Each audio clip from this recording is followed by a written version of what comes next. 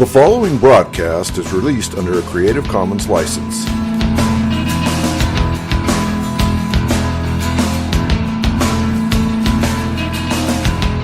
I believe in Jesus Christ, the only Son of God. I believe He lived and died, and that He rose again. I believe and trust in Him.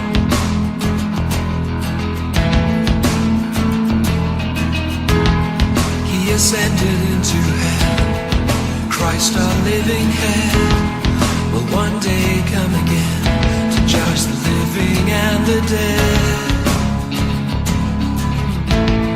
I believe and trust in Him.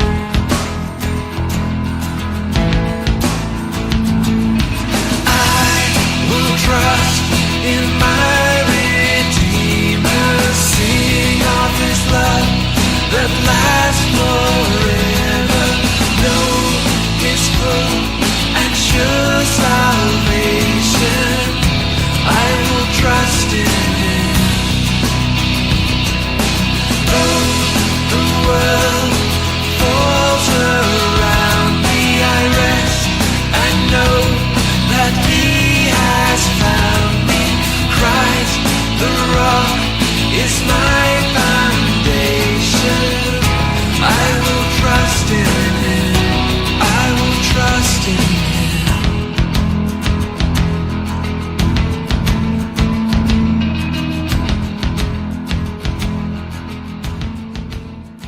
Welcome all to Pastor Yeshua.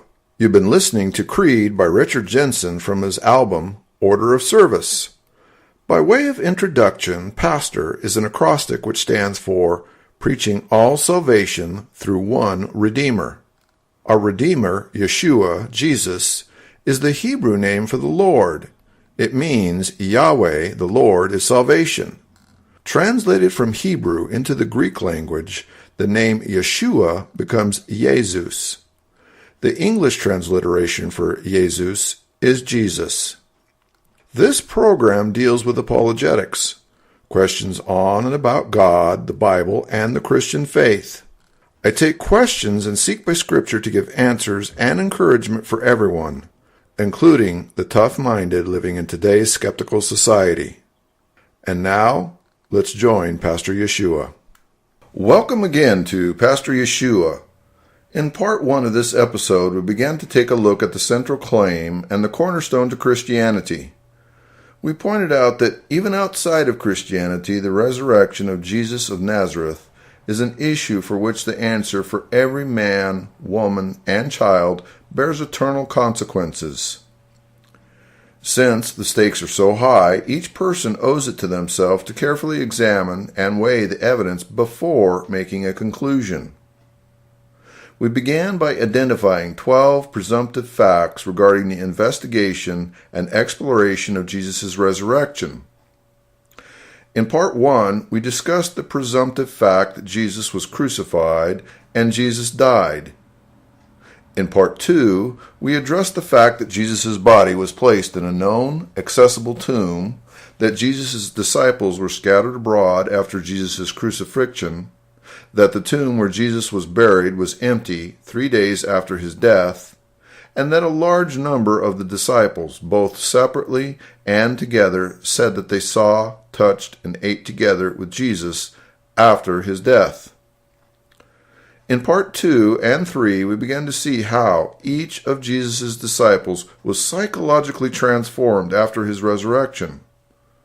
In part 4 and 5, we began to ask, what theory best fits all of the 12 presumptive facts?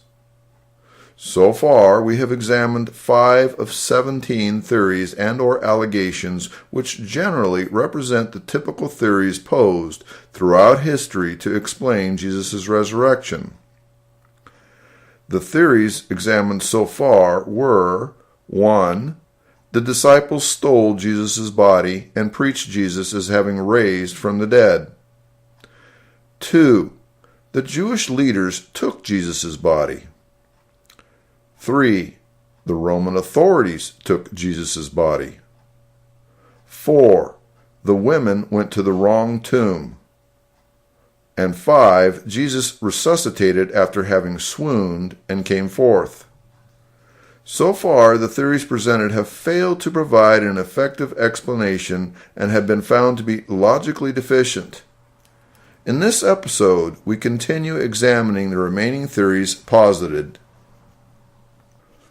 We continue in this episode with theory number 6. The disciples had hallucinations. Once again, this theory, like the other 16 theories, consciously or unconsciously stipulates to the truthful premise of the following basic facts. A. Jesus was a historical person. B. Jesus was crucified. C. Jesus died. D. Jesus' body was placed in a known, accessible tomb. And finally, E. The tomb where Jesus was buried was empty 3 days after his death. In the case of this theory, even if the disciples had had a hallucination about the resurrection, all 5 of these presumptive facts would still exist as a factual basis for the above excuse to even be lodged as a potential valid explanation.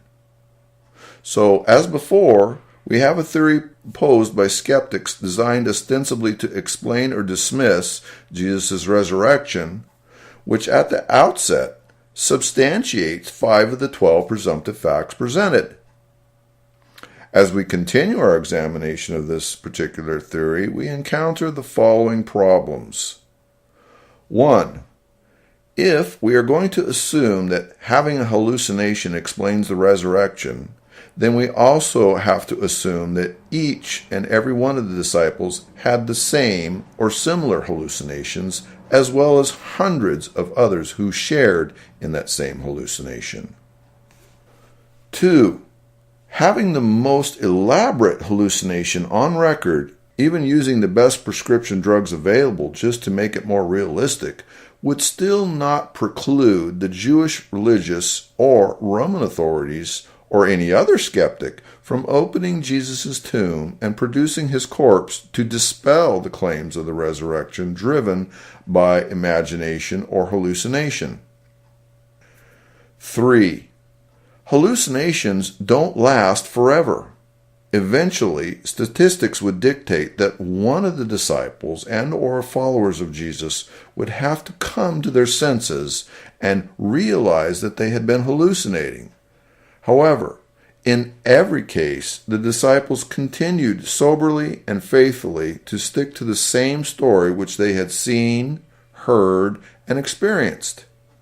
There is never any record of any disciple or follower who knew Jesus and was a witness to his resurrection, recanting because they had been hallucinating. 4. Typically speaking, if hallucinations were the reason the disciples made the claims that they did, then we would have to assume that these hallucinations continued throughout each of their lives. If not, then we would assume that one or more of them would come to their senses, even if only shortly, at which times we would expect them to speak rationally and truthfully about what happened. Under these circumstances, this type of in and out again condition of hallucinations would seem to be more consistent with mental disease than with a simple one-time event of mass hallucination. This again being the case, we would have to consider the possibility that all the disciples and many of the other followers of Jesus were mentally ill.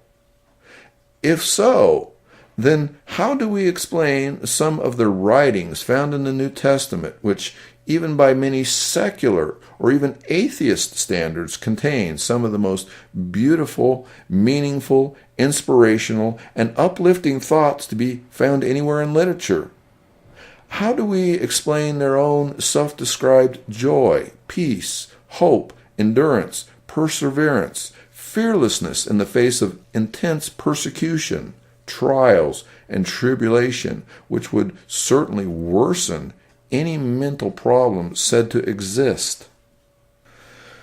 In all, when evaluating the allegation and or the theory that the disciples had hallucinations, we find that this theory provides no explanation as to how a hallucination would affect so many people from such diverse backgrounds so as to form the basis for the psychological transformation which are historically present in the disciples and the others' lives.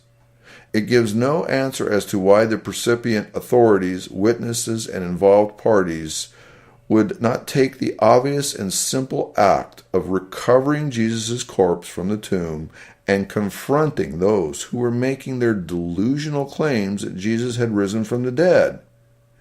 Because of the tremendous inconsistencies and insufficiencies, this theory likewise fails to provide an effective explanation and is therefore logically deficient. Theory number 7. The disciples made up the whole story. They were telling lies, and they knew they were telling lies.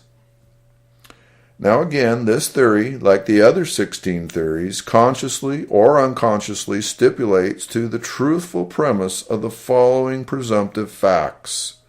A. Jesus was a historical person. B. Jesus was crucified. C. Jesus died. And D. The tomb where Jesus was buried was empty 3 days after his death. As before, it would not make logical sense otherwise, because if Jesus was not a historical figure, then he could not have been crucified and died, and then it would be impossible to make any claims, false or otherwise, that Jesus had risen from a death he had never endured. Likewise, it would be impossible for the disciples to lie if there was a known tomb where Jesus' lifeless body still lay. Thus, these 4 presumptive facts must exist as a factual basis for the above excuse to even be lodged as being a potential valid explanation. As we continue our examination of this theory, we encounter the following problems. As a precursor, our first problem is that we need to decide just exactly what the disciples lied about. This theory, which espouses that the disciples made, quote, the whole thing up, unquote, is overly broad, since many features of Jesus' life, crucifixion, death, as well as the claims of his resurrection are matters of historical record. It has been documented, for example, that even many atheists do not deny certain presumptive facts regarding Jesus. Typically, while there may be variations in how it is worded, what is dismissed or denied is that Jesus experienced a supernatural resurrection from death via crucifixion back to life. Under this particular theory, it would be logical to assume that the explanation given pertains to the disciples who lied about Jesus resurrecting, appearing to them, and ascending to heaven. So 1, this being the case, the first problem would be that it would be vitally important for there to be no evidence to disprove that Jesus had not risen from the dead. In order for this to be accomplished, the disciples would have to do the following. A. Make sure that Jesus' tomb was and remained unknown and undiscovered, or B. Recover and eliminate all trace of Jesus' corpse from the known tomb. Either of these 2 requirements would have been extremely difficult. First of all, it is beyond belief to assume that in the wake of the ever-increasing growth of Christianity, that the Jewish religious authorities and or the Roman authorities would not expend every resource to locate Jesus' tomb and expose his body to protect their interests. Second, it is even more implausible to believe that somehow all 11 disciples conspired together unto arrest, torture, and death to initiate stealing Jesus' body from inside a sealed, guarded tomb against penalty of the same punishment of Jesus. What would they gain? They had absolutely no idea where all of the fraudulent news of a risen Jesus would lead. There was no indication of any personal gain or profit in such a proposed lie. 2. If there was a known tomb, then they would be forced to take the above preemptive actions against the same odds with no promise of compensation. Since the tomb was known, the Jewish and or Roman authorities had but to open the tomb and drag Jesus' corpse out publicly to confound and stop the lie that Jesus was alive. 3. A known lie by one or more disciples would not provide the motivation for all of the disciples to be psychologically transformed for the rest of their lives. At some point, when any one of the disciples who knew the truth was alone being tortured unto death, that disciple would have great reason to recant and save themselves from further torture and death by simply admitting they had made up the whole thing. Yet the record is that they each remained faithful in their testimony despite being alone and in many instances being tortured and dying. The record of their faith and heroism deserves mention at this point. For example, Matthew suffered martyrdom in Ethiopia where he was killed by the sword. Luke was hanged by idolatrous priests on an olive tree in Greece as a result of preaching to the lost. John, the brother of James, preached the gospel in Asia Minor and was miraculously saved when he was boiled in oil in Rome, only to be sentenced to the prison mines of Patmos. Peter preached in Asia Minor. He was cast into a horrible prison called the Mamertine for 9 months in absolute darkness. He endured monstrous torture, manacled to a post. In spite of all the suffering Peter was subjected to, he converted his jailers, Processus and Martianus, and 47 others. He was crucified upside down in Rome. James the Just was thrown over a 100-foot cliff down from the southeast pinnacle of the temple in Jerusalem when he refused to deny his faith in Christ. When it was discovered that he had survived the fall, he was beaten to death with a fuller's club. James the Greater preached in Sardinia and in Spain, and was ultimately beheaded at Jerusalem. The Roman officer who guarded James watched as James defended his faith at his trial. Later, the officer walked beside James to the place of execution. Overcome by conviction, he declared his new faith to the judge and knelt beside James to accept beheading as a Christian. Philip preached the gospel for 20 years in southern Russia, Galatia, and France. He was martyred in Turkey. Bartholomew witnessed in modern-day Turkey and was ultimately martyred by being flayed to death by a whip. Andrew preached the gospel in Asia Minor, Armenia, southern Russia, and possibly Greece, where he was crucified on an X-shaped cross in Patras, after which he was whipped severely by 7 soldiers. He was tied to the cross to prolong his agony, where for 2 days he continued to preach to his tormentors until he died. Andrew preached the gospel in Greece. He is said to have been put to death on a cross to which he was tied, not nailed. He lived 2 days in that state of suffering, still preaching to the people who gathered around. Thomas preached the gospel in Mesopotamia, including Babylon, Parthia, India, where he was stabbed with a spear in India while praying at the altar of his church. Jude was killed with arrows when he refused to deny his faith in Christ. Matthias the apostle, who was chosen to replace Judas Iscariot, was stoned and then beheaded. Mark was martyred when pagans of Serapis tied him to a horse's tail and dragged him through the streets of Alexandria's district of Bochaliah for 2 days until his body was torn to pieces. Barnabas preached throughout Italy and Cyprus and was stoned to death at Salonika. Finally, Paul was tortured and then beheaded by Nero in Rome. In all of these, there is not a single story of any disciple who admitted that they had been untruthful. So the question is it more probable and believable that all these people remain united in a conspiracy alone through torture and death based upon a known lie? Or is it more likely that they remained united in their story because it was the truth?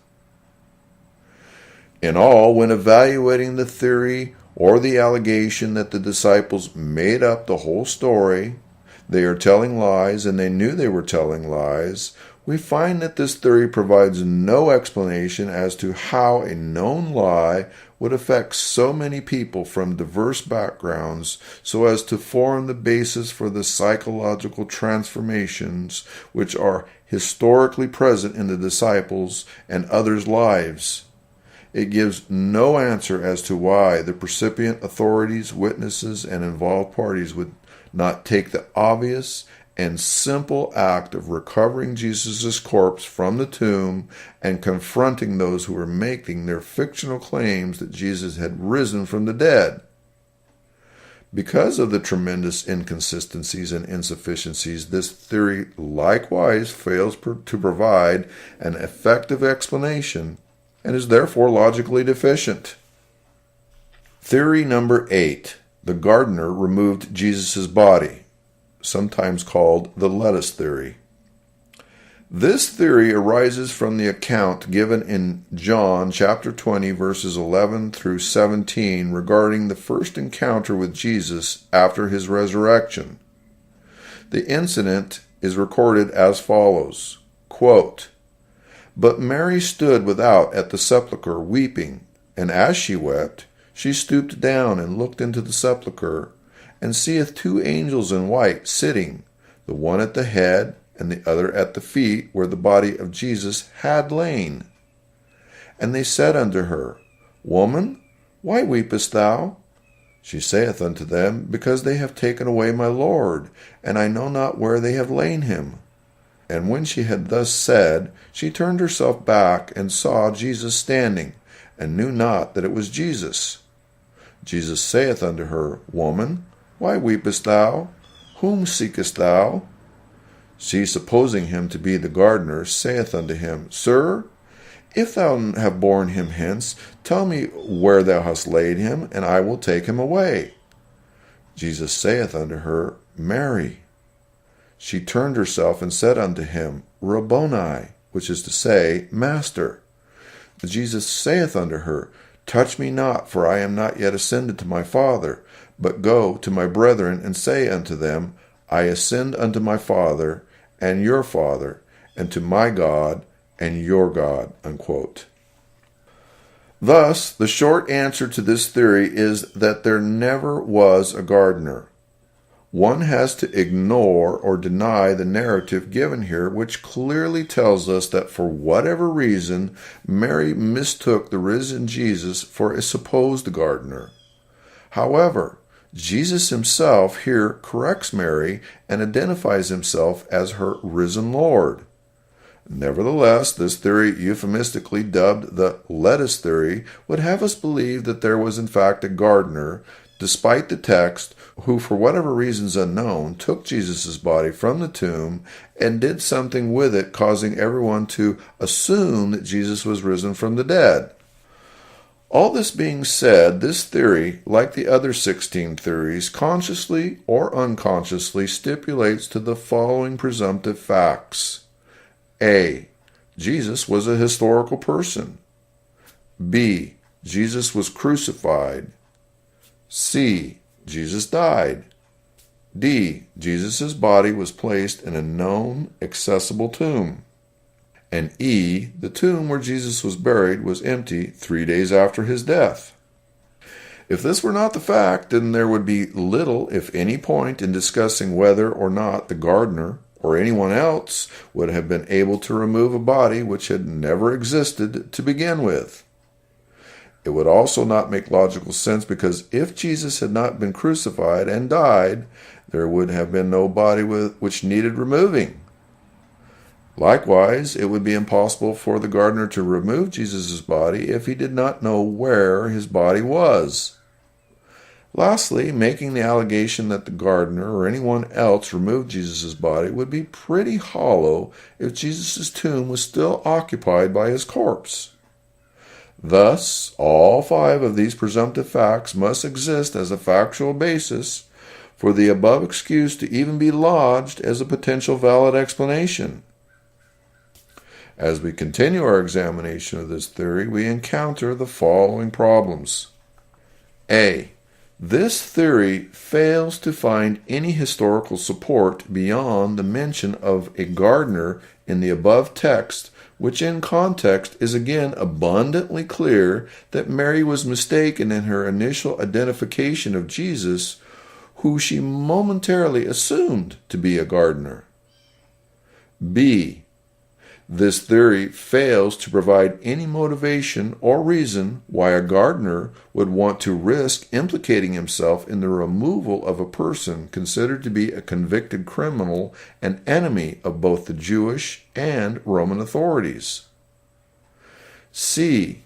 This theory fails to explain how the gardener managed to single-handedly sneak past the posted guard, open a sealed tomb, push a 2,000-plus pound stone uphill, extricate Jesus' body from 75 to 100 pounds of myrrh and aloes, and then carry his adult, heavy, lifeless body past the same posted guards, all without getting caught. D.